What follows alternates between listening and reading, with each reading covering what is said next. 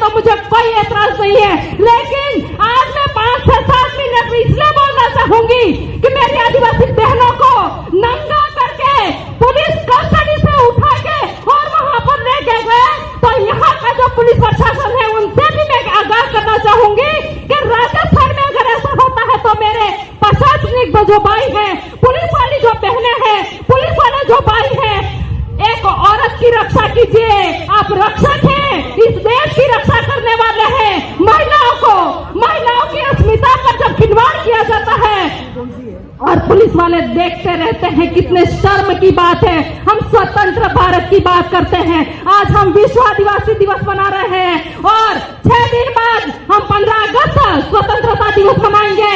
बहुत सारा हो हल्ला होगा, देशभक्ति के गाने होंगे और कहेंगे कि हम स्वतंत्र हैं, लेकिन बड़े दुर्भाग्य की बात है कि 200 बेटियों के साथ में बलात्कार करके जिंदा गाड़ दिया गया। उनका क्या? और गोदी मीडिया 2.5 महीने तक कहाँ बैठी थी? वहां पर मणिपुर में नेटवर्क बंद कर रखा था। वीडियो बनाना डरने है वो लोग जो आज मर के आज शहीद हो गए हैं मेरी बहनें, उनके लिए 2 मिनट का मैं मौन चाहूंगी। 2 मिनट का सिर्फ, अगर आपका जमीर जिंदा है तो मणिपुर की बहनों के लिए और गोगुंडा में 80 वर्ष की वृद्धा को घुसे मार के एक राजपूत ने मार दिया। कहाँ सो गए थे गोगुंडा के आदिवासी? कहाँ सो गई थी गोगुंडा की बहनें? तुमको नहीं आता था क्या? अगर तुम्हारा न्याय प्रणाली इतना गंदा है तो ये मेरी बहनें पड़ी, यहाँ पर मेरी बहनें बैठी है, उनको सौंप दो। जो भी ऐसे दरिंदे हैं उनकी हालत क्या करने मेरी बहनें इनको जवाब देगी, इनका इंसाफ देगी। आज मुझे बहुत दर्द होता है, आज मैं बिल्कुल मानस बना के आई थी, मैं नहीं बोलूंगी, लेकिन जब से वो वीडियो देखा है साला नींद नहीं आती है, मेरी नींद खराब हो गई है। कलेक्ट्री के सामने आके बहुत दहाड़ी, जितना मेरा मन था इतना दहाड़ी, तब जाके मैं सो पाती हूँ, नींद में उठ जाती हूँ तो उसमें उन बहनों की मुझे बहुत याद आती है। क्या बीती होगी उनके साथ में? भाई देखता रहा, बाप को मार डाला और बहनों के साथ में बलात्कार किया गया। अरे बहनों उठो, जागो, तब संघर्ष करो जब तक कि तुम्हारी अस्मिता की तुम रक्षा खुद नहीं कर सको। अगर तुम्हारा भी जमीन जिंदा है, कोई दरिंदा ऐसा आता है, तलवारें उठा लो, बंदूकें उठा लो, जो भी होगा सारा देखा जाएगा। ये न्याय प्रणाली में आ जाती हूँ क्योंकि हमारी आवाज में सरकार सुनती है। आज पूरा विश्व आदिवासी मना रहा है और उसके भी टुकड़े करके मानगढ़ पर जाने की क्या जरूरत थी? तुम्हारा दम था तो यहाँ आते ना, हेडक्वार्टर तो यह था, वहां पर जाने की क्या जरूरत थी तुमको?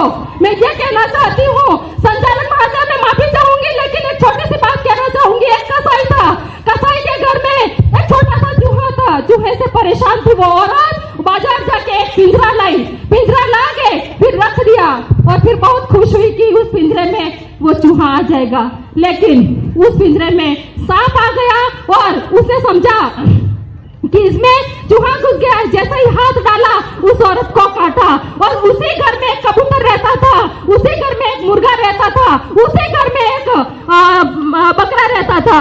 तो वह चूहा दौड़ता गया और कहा कि भाई मेरे बहुत बड़ी समस्या आ गई, तू मेरी रक्षा कर। कबूतर बहुत हंसा, तू छोटा सा जानवर और मेरे से तेरी जान की रक्षा करने की भीख मांग रहा है, ये तेरी समस्या है।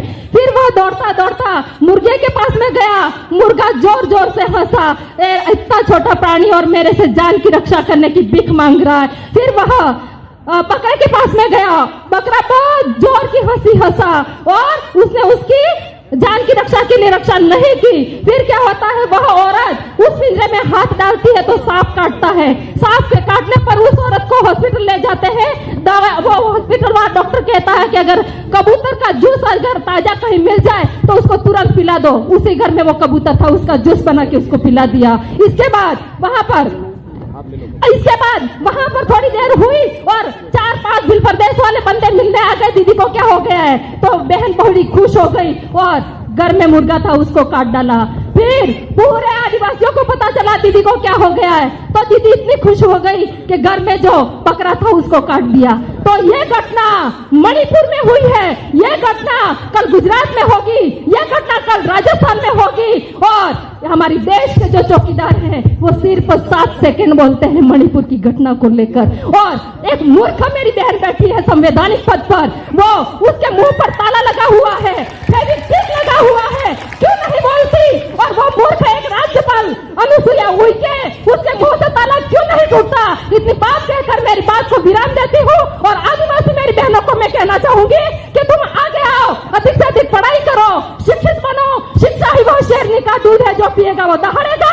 यहाँ पर जितने भी सांस्कृतिक कार्यक्रम हो रहे हैं, वो सांस्कृतिक कार्यक्रम देखकर मैं बहुत खुश हुई, लेकिन अपने कलेक्टर मोना रॉथ की तरह, डॉक्टर दिव्यानी की तरह आप IPS, कलेक्टर, जज, डॉक्टर बने और अपने खुद की रक्षा खुद करें। बहुत बहुत धन्यवाद संचालक महोदय, मैंने टांग लिया। जय जोहार, जय आदिवासी, जय भील प्रदेश।